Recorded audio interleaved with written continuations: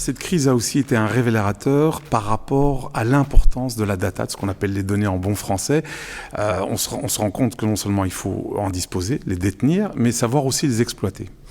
Les exploiter et les exploiter en toute sécurité. Hein. Oui. Le nombre de débats qu'il y a autour de, voilà, je donne mes données pour le bien, mais il faut qu'elles puissent être utilisées à bon escient et pas uniquement par les personnes concernées.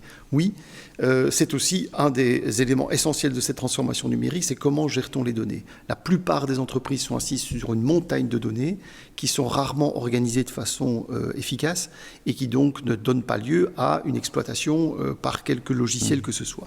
Donc je pense qu'en effet, les data lakes, les technologies que nous avons pour aider les entreprises à mettre de l'ordre dans leurs données pour pouvoir les exploiter, pour pouvoir en tirer un business utile, est encore plus une question aujourd'hui.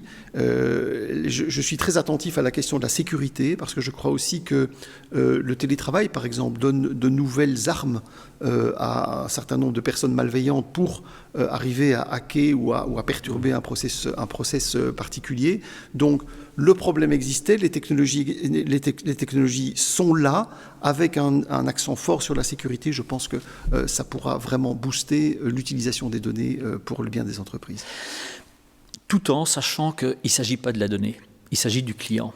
Et donc, il faut d'abord se poser la question, qu'est-ce que je veux faire pour mes clients? Quel est mon business model? Et alors, je vais chercher les datas qui sont nécessaires pour ce faire.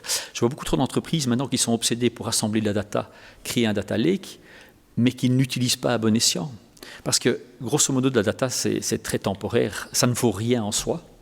Et donc, juste rassembler de la data pour penser qu'on va devenir plus riche, c'est un mythe. Il faut se dire, voilà, j'ai des clients qui viennent maintenant sur mon webshop, comment est-ce que je peux comprendre mieux le client qui va sur mon webshop et me rendre compte que j'ai peut-être d'autres clients dans mon webshop que je n'avais dans mes magasins. Peut-être que je me trompais dans mon assortiment en magasin parce que je vends d'autres produits en ligne que dans mon magasin. Et donc, je vais quelque part enrichir tant mon webshop que mon magasin de cette donnée, d'en faire quelque chose.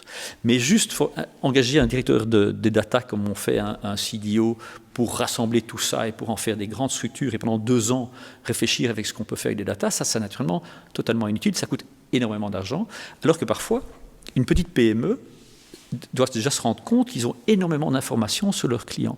Comment est-ce que les gens recherchent mon entreprise? Pourquoi est-ce qu'ils me trouvent? Quel type de clients est-ce qu'ils achètent? À quelle heure ils achètent? Si on se rend compte qu'en ligne, les clients achètent en général vers 6-7 heures le soir, mais que vous avez un magasin qui ferme à 6 heures, vous avez peut-être une question à vous poser. C'est ce genre de simples questions que la data peut résoudre, mais il faut d'abord se poser la question, qu'est-ce que je veux résoudre, plutôt que d'être obsédé par la data.